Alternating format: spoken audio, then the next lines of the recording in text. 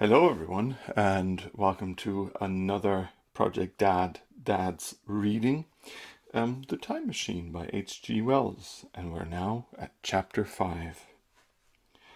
As I stood there musing over this too perfect triumph of man, the full moon, yellow and gibbous, came up out of an overflow of silver light in the northeast. The bright little figure ceased to move about below, a noiseless owl flitted by, and I shivered with the chill of the night. I determined to descend and find where I could sleep. I looked for the building I knew. Then my eye travelled along to the figure of the white sphinx upon the pedestal of bronze, growing distinct as the light of the rising moon grew brighter. I could see the silver birch against it. There was the tangle of rhododendron bushes, black in the pale light, and there was the little lawn. I looked at the lawn again. A queer doubt chilled my complacency. "No," said I stoutly to myself, "that was not the lawn." But it was the lawn, for the white leprous face of the sphinx was towards it. Can you imagine what I felt as this conviction came home to me? But you cannot. The time machine was gone. At once, like a lash across the face, came the possibility of losing my own age, of being left helpless in this strange new world. The bare thought of it was an actual physical sensation. I could feel it grip me at the throat and stop my breathing. In another moment I was in a passion of fear and running with great leaping strides down the slope. Once I fell headlong and cut my face. I lost no time in stanching the blood, but jumped up and ran on with a warm trickle down my cheek and chin.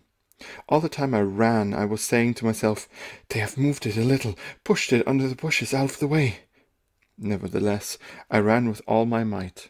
All the time, with the certainty that sometimes comes with excessive dread, I knew that such assurance was folly, knew instinctively that the machine was removed out of my reach. My breath came with pain. I suppose I covered the whole distance from the hill crest to the little lawn, 2 miles perhaps, in 10 minutes. And I'm not a young man. I cursed aloud as I ran, at my confident folly in leaving the machine, wasting good breath thereby. I cried aloud, and none answered. Not a creature seemed to be stirring in that moonlit world. When I reached the lawn, my worst fears were realized. Not a trace of the thing was to be seen. I felt faint and cold when I faced the empty space among the black tangle of bushes. I ran round it furiously, as if the thing might be hidden in a corner, and then stopped abruptly, with my hands clutching my hair. Above me towered the sphinx, upon the bronze pedestal, white, shining, leprous, in the light of the rising moon. It seemed to smile in mockery of my dismay. I may have consoled myself by imagining the little people had put the mechanism in some shelter for me, had I not felt assured of their physical and intellectual inadequacy. That is what dismayed me, the sense of some hitherto unsuspected power through whose intervention my invention had vanished. Yet, for one thing I felt assured, unless some other age had produced its exact duplicate, the machine could not have moved in time. The attachment of the levers, I will show you the method later, prevented any one from tampering with it in that way when they were removed. It had moved, and was hid. Only in space. But then, where could it be? I think I must have had a kind of frenzy. I remember running violently in and out among the moonlit bushes all round the sphinx, and startling some white animal that, in the dim light, I took for a small deer. I remember, too, late that night, beating the bushes with my clenched fists until my knuckles were gashed and bleeding from the broken twigs. Then, sobbing and raving in my anguish of mind, I went down to the great building of stone. The big hall was dark, silent, and deserted. I slipped on the uneven floor and fell over one of the malachite tables, almost breaking my shin. I lit a match and went on past the dusty curtains of which I have told you. There I found a second great hall covered with cushions, upon which, perhaps, a score or so of the little people were sleeping. I have no doubt they found my second appearance strange enough, coming suddenly out of the quiet darkness with inarticulate noises and the splutter and flare of a match, for they had forgotten about matches. "Where is my time machine?" I began, bawling like an angry child, laying hands upon them and shaking them up together. It must have been very queer to them. Some laughed. Most of them looked sorely frightened. When I saw them standing round me, it came into my head that I was doing a foolish thing, as it was possible for me to under the circumstances, in trying to revive the sensation of fear. For, reasoning from their daylight behavior, I thought that fear must have been forgotten. Abruptly I dashed down the match, and knocking one of the people over in my course, went blundering across the big dining hall again, out under the moonlight. I heard cries of terror and the little feet running and stumbling this way and that. I do not remember all I did as the moon crept up the sky. I suppose it was the unexpected nature of my loss that maddened me. I felt hopelessly cut off from my own kind, a strange animal in an unknown world. I must have raved to and fro, screaming and crying upon God and fate. I have a memory of horrible fatigue as the long night of despair wore away, of looking in this impossible place and that, of groping among moonlit ruins and touching strange creatures in the black shadows. At last, of lying on the grass near the Sphinx and weeping with absolute wretchedness. I had nothing left but misery. Then I slept, and when I woke again it was full day, and a couple of sparrows were hopping round me on the turf within reach of my arm. I sat up in the freshness of the morning, trying to remember how I had got there, and why I had such a profound sense of desertion and despair. Then things came clear in my mind. With the plain, reasonable daylight, I could look my circumstances fairly in the face. I saw the wild folly of my frenzy overnight, and I could reason with myself. Suppose the worst, I said. Suppose the machine altogether lost. Perhaps destroyed. It behoves me to be calm and patient, to learn the way of the people, to get a clear idea of the method of my loss, and the means of getting materials and tools. So in the end, perhaps, I may make another. But what would be my only hope, perhaps, but better than despair? And after all, it was a beautiful and curious world. But probably the machine had only been taken away. Still, I must be calm and patient, find its hiding place, and recover it by force or cunning. And with that scrambled to my feet and looked about me, wondering where I could bathe.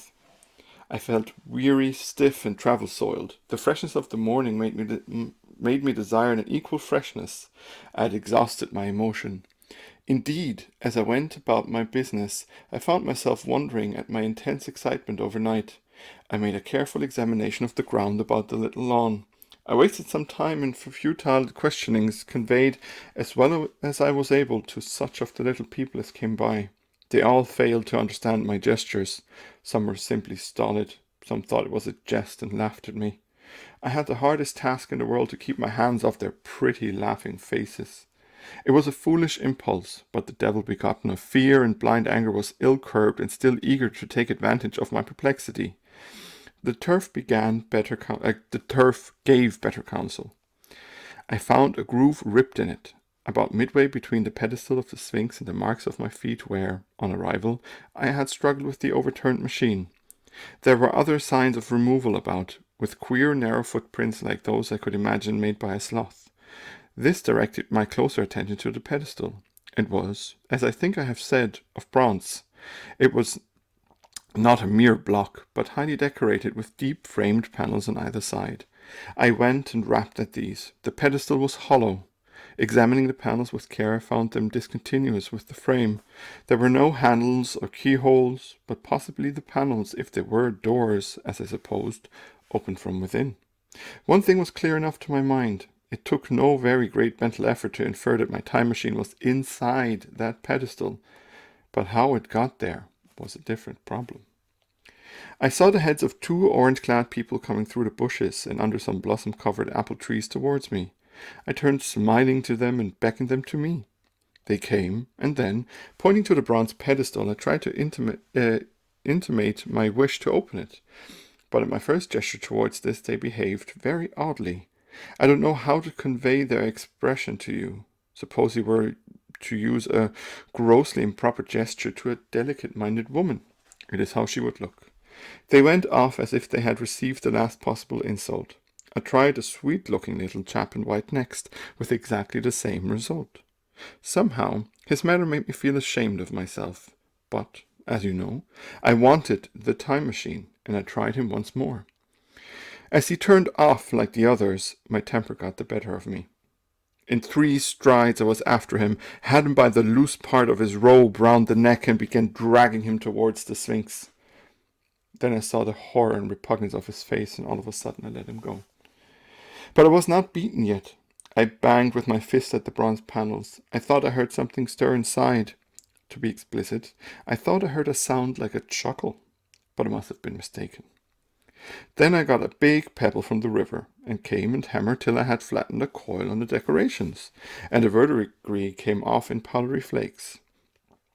The delicate little people must have heard me hammering in gusty outbreaks a mile away on either hand, but nothing came of it.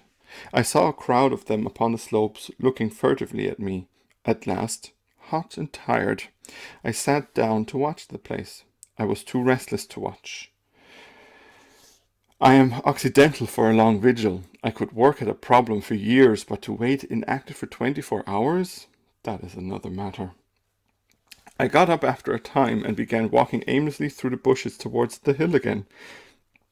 Patience, said I to myself. If you want your machine again, you must leave that Sphinx alone. If they mean to take your machine away, it's little good you're wrecking their bronze panels, and if they don't, you will get it back as soon as you can ask for it. To sit among all those unknown things before a puzzle like that is hopeless. That way lies monomania. Face this world, learn its ways, watch it, be careful of too hasty guesses at its meanings. In the end, you will find clues to it all. Then suddenly the humor of the situation came into my mind, the thought of the years I had spent in study and toil to get into the future age, and now my passion of anxiety to get out of it. I had made myself the most complicated and the most hopeless trap that ever a man devised. Although it was at my own expense, I could not help myself. I laughed out loud. Going through the big palace, it seemed to me that the little people avoided me.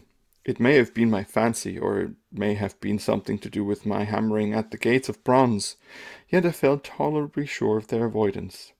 I was careful, however, to show no concern and to abstain from any pursuing of them. In the course of a day or two, things got back to the old footing. I made what progress I could in the language, and in addition I pushed my explorations here and there. Either I missed some subtle point, or the language was excessively simple, almost exclusively composed of concrete substantives and verbs. There seemed to be a few, if any, abstract terms, or little use of figurative language. Their sentences were usually simple and of 2 words, and I failed to convey or understand any but the simplest propositions. I determined to put the thought of my time machine and the mystery of the bronze doors under the Sphinx as much as possible in a corner of memory, until my growing knowledge would lead me back to them in a natural way. Yet, a certain feeling, you may understand, tethered me in a circle of a few miles round the point of my arrival. So far as I could see, all the world displayed the same exuberant richness as the Thames Valley.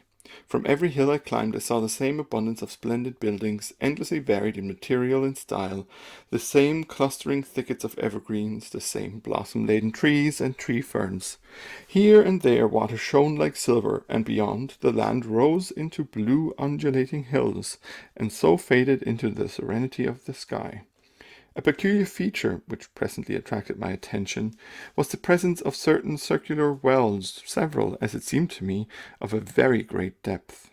One lay by the path up the hill, which I had followed during my first walk. Like the others, it was rimmed with bronze, curiously wrought, and protected by a little cupola from the rain.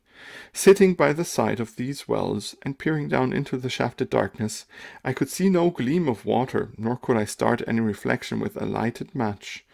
But in all of them I heard a certain sound, a thud, thud, thud, like the beating of some big machine or engine. And I discovered, from the flaring of my matches, that a steady current of air sat down the shafts. Further, I threw a scrap of paper into the throat of one, and instead of fluttering slowly down, it was at once sucked swiftly out of sight. After a time, too, I came to connect these wells with tall towers standing here and there upon the slopes, for above them was often just such a flicker in the air as one sees on a hot day above a sun-scorched beach. Putting things together, I reached a strong suggestion of an extensive system of subterranean ventilation, whose true import it was difficult to imagine. I was at first inclined to associate it with the sanitary apparatus of these people. It was an obvious conclusion, but it was absolutely wrong. And here I must admit that I learned very little of drains and bells and modes of conveyance and the like conveniences during my time in this real future. In some of these visions of utopias in coming times which I have read, there is a vast amount of detail about building and social arrangements and so forth. But while such details are easy enough to obtain when the whole world is contained in one's imagination, they are altogether inaccessible to a real traveller amid such realities as I found here. Conceive the tale of London which a Negro, fresh from Central Africa, would take back to his tribe. What would he know of railway companies, of social movements, of telephone and telegraph wires, of the parcels delivery company and postal orders and the like? Yet we, at least, should be willing enough to explain these things to him. And even of what he knew, how much could he make his untravelled friend either apprehend or believe? Then think how narrow the gap between a Negro and a white man of our own times, and how wide the interval between myself and these of the Golden Age.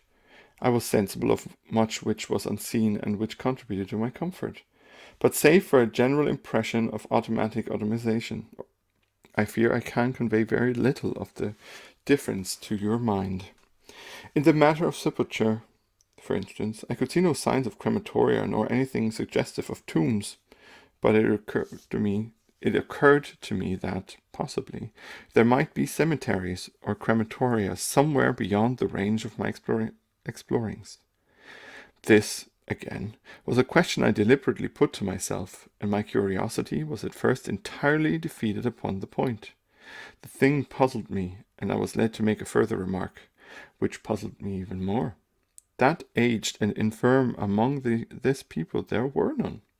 I must confess that my satisfaction with my first theories of an automatic civilization and a decadent humanity did not long endure. Yet I could think of no other. Let me put my difficulties. The several big palaces I had explored were mere living places, great dining halls and sleeping apartments. I could find no machinery, no appliances of any kind. Yet these people were clothed in pleasant fabrics that must at times need renewal, and their sandals, though undecorated, were fairly complex specimens of metalwork. Somehow such things must be made, and the little people displayed no vestige of a creative tendency. There were no shops, no workshops, no sign of importations among them. They spent all their time in playing gently and bathing in the river and making love in a playful fashion, in eating fruit and sleeping. I could not see how these things were kept going. Then again, about the time machine. Something I knew not what had taken it into the hollow pedestal of the White Sphinx. Why? For the life of me I could not imagine. Those waterless wells, too, those flickering pillars. I felt I lacked a clue. I felt, how shall I put it? Suppose you found the inscription, with sentences here and there in excellent plain English, and interpolated therewith others made up of words, of letters even, absolutely unknown to you. Well, on the third day of my visit, that was how the world of 802,701 presented itself to me. That day, too, I made a friend, of sort. It happened that, as I was watching some of the little people bathing in a shallow, one of them was seized with cramp and began drifting downstream. The main current ran rather swiftly, but not too strongly for even a moderate swimmer. It will give you an idea, therefore, of the strange deficiencies in these creatures when I tell you that none made the slightest attempt to rescue the weakly crying little thing which was drowning before their eyes. When I realized this, I hurriedly slipped off my clothes, and wading in at a point lower down, I caught the poor mite and drew her safe to land. A little rubbing of the limbs soon brought her round, and I had the satisfaction of seeing she was all right before I left her. I had got to such a low estimate of her kind that I did not expect any gratitude from her. In that, however, I was wrong. This happened in the morning. In the afternoon I met my little woman, as I believe it was, as I was returning towards my centre from an exploration, and she received me with cries of delight and presented me with a big garland of flowers, evidently made for me and me alone. The thing took my imagination. Very possibly I had been feeling desolate. At any rate, I did my best to display my appreciation of the gift. We were soon seated together in a little stone arbour, engaged in conversation, chiefly of smiles. The creature's friendliness affected me exactly as a child's might have done. We passed each other flowers, and she kissed my hands. I did the same to hers. Then I tried talk, and found that her name was Weena, which, though I don't know what it meant, somehow seemed appropriate enough.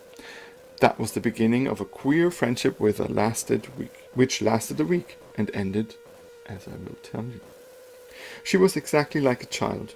She wanted to be with me always. She tried to follow me everywhere. On my next journey out and about, it went to my heart to tire her down and leave her at last, exhausted, and calling after me rather plaintively. But the problems of the world had to be mastered. I had not, I said to myself, come into the future to carry on a miniature flirtation. Yet her distress when I left her was very great. Her expostulations at the parting were sometimes frantic, and I think, altogether, I had as much trouble as comfort from her devotion. Nevertheless, she was, somehow, a very great comfort. I thought it was mere childish affection that made her cling to me, until it was too late. I did not clearly know what I had inflicted upon her when I left her. Nor until it was too late did I clearly understand what she was to me. For by merely seeming fond of me, and showing in her weak, futile way that she cared for me, the little doll of a creature presently gave my return to the neighbourhood of the white sphinx almost a feeling of coming home, and I would watch for her tiny figure of white and gold so soon as I came over the hill. It was from her, too, that I learned that fear had not yet left the world. She was fearless enough in the daylight, and she had the oddest confidence in me. For once, in a foolish moment, I made threatening grimaces at her, and she simply laughed at them. But she dreaded the dark, dreaded shadows, dreaded black things. Darkness to her was the only thing dreadful. It was a singularly passionate emotion, and it set me thinking and observing. I discovered then, among other things, that these little people gathered into the great houses after dark and slept in droves. To enter upon them without a light was to put them into a tumult of apprehension. I never found one out of doors or one sleeping alone within doors after dark. Yet I was still such a blockhead that I missed the lesson of the fear, and in spite of Weena's distress I insisted upon sleeping away from these slumbering multitudes. It troubled her greatly, but in the end her odd affection for me triumphed, and for 5 of the nights of our acquaintance, including the last night of all, she slept with her head pillowed on my arm. But my story slips away from me as I speak of her. It must have been the night before her rescue that I was awakened about dawn. I had been restless, dreaming most disagreeably that I was drowned, and that sea anemones were feeling over my face with their soft palms. I woke with a start, and with an odd fancy for some greyish animal had just rushed out of the chamber. I tried to get to sleep again, but I felt restless and uncomfortable. It was that dim grey hour when things are just creeping out of darkness, when everything is colourless and clear-cut and yet unreal. I got up and went down into the great hall, and so out upon the flagstones in front of the palace. I thought I would make a virtue of necessity and see the sunrise. The moon was setting, and the dying moonlight and the first pallor of dawn were mingled in a ghastly half-light. The bushes were inky black, the ground a sombre grey, the sky colourless and cheerless. And upon the hill I thought I could see ghosts. There several times, as I scanned the slope, I saw white figures. Twice I fancied I saw a solitary white, ape-like creature running rather quickly up the hill, and once near the ruins I saw a leash of them carrying some dark body. They moved hastily. I did not see what became of them. It seemed that they vanished among the bushes. The dawn was still indistinct, you must understand. I was feeling that chill, uncertain early morning feeling you may have known. I doubted my eyes. As the eastern sky grew brighter and the light of the day came on and its vivid colouring returned upon the world once more, I scanned the view keenly, but I saw no vestige of my white figures. They were mere creatures of the half-light. They must have been ghosts, I said. I wonder whence they dated. For a queer notion of Grand Allen's came into my head and amused me. If each generation die and leave ghosts, he argued, the world at last will get overcrowded with them. On that theory they would have grown innumerable some 800,000 years hence, and it was no great wonder to see 4 at once. But the jest was unsatisfying, and I was thinking of these figures all the morning until Weena's rescue drove them out of my head. I associated them in some indefinite way with the white animal I had startled in my first passionate search for the time machine. But Weena was a pleasant substitute, yet all the same they were soon destined to take far deader possession of my mind. I think I have said how much hotter than our own was the weather of this golden age. I cannot account for it. It may be that the sun was hotter, or the earth nearer the sun. It is usual to assume that the sun will go on cooling steadily in the future, but people, unfamiliar with such speculations as those of the younger Darwin, forget that the planets must ultimately fall back one by one into the parent body. As these catastrophes occur, the sun will blaze with renewed energy, and it may be that some inner planet had suffered this fate. Whatever the reason, the fact remains that the sun was very much hotter than we know it. Well, one very hot morning, my 4th, I think, as I was seeking shelter from the heat and glare in a colossal ruin near the great house where I slept and fed, there happened this strange thing. Clambering among these heaps of masonry, I found a narrow gallery whose end and side windows were blocked by fallen masses of stone. By contrast with the brilliancy outside, it seemed at first impenetrably dark to me. I entered it groping, for the change from light to darkness made spots of colour swim before me. Suddenly I halted spellbound. A pair of eyes, luminous by reflection against the daylight without, was watching me out of the darkness. The old instinctive dread of wild beasts came upon me. I clenched my hands and steadfastly looked into the glaring eyeballs. I was afraid to turn. Then the thought of the absolute security in which humanity appeared to be living came to my mind, and then I remembered that strange terror of the dark. Overcoming my fear to some extent, I advanced a step and spoke. I will admit that my voice was harsh and ill-controlled. I put out my hand and touched something soft. At once the eyes darted sideways, and something white ran past me. I turned with my heart in my mouth and saw a queer little ape-like figure, its head held down in a peculiar manner, running across the sunlit space behind me. It blundered against a block of granite, staggered aside, and in a moment was hidden in a black shadow beneath another pile of ruined masonry. My impression of it is, of course, imperfect, but I know it was a dull white and had strange, large, greyish-red eyes. Also that there was flaxen hair on its head and down its back. But as I say, it went too fast for me to see distinctly. I cannot even say whether it ran on all fours or only with its forearms held very low. After an instant's pause I followed it into the second heap of ruins. I could not find it at first, but after a time in the profound obscurity I came upon one of those round, well-like openings of which I had told you, half closed by a fallen pillar. A sudden thought came to me. Could this thing have vanished down the shaft? I lit a match, and looking down, I saw a small, white, moving creature with large, bright eyes which regarded me steadfastly as it retreated. It made me shudder. It was like a human spider. It was clambering down the wall, and now I saw for the first time a number of metal foot and hand rests forming a kind of ladder down the shaft. Then the light burned my fingers and fell out of my hand, going out as it dropped, and when I had lit another, the little monster had disappeared. I did not know how long I sat peering down the well.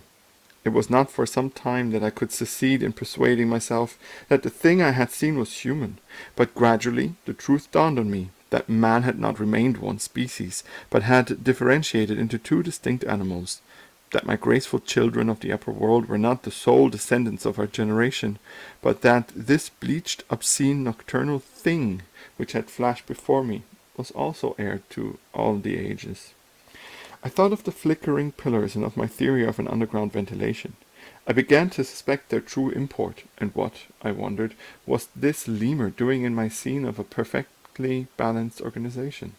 How was it related to the indolent serenity of the beautiful upperworlders, and what was hidden down there at the foot of that shaft?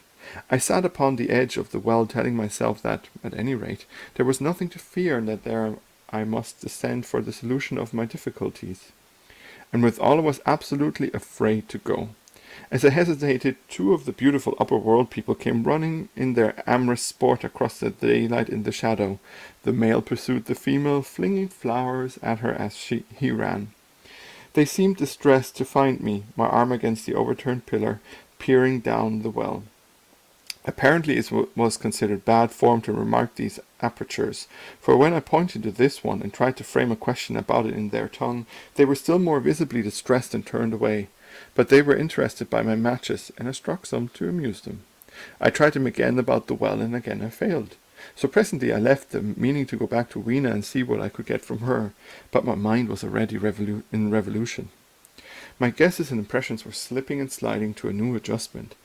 I had now a clue to the import of these wells, to the ventilating towers, to the mystery of the ghosts, to say nothing of a hint at the meaning of the bronze gates and the fate of the time machine. Very vaguely, there came a suggestion towards the solution of the economic problem that had puzzled me. Here was the new view. Plainly, the second species of man was subterranean. There were three circumstances in particular which made me think that its rare emergence above ground was the outcome of a long-continued underground habit. In the first place, there was the bleached look common in most animals that live largely in the dark. The whitefish of the Kentucky caves, for instance.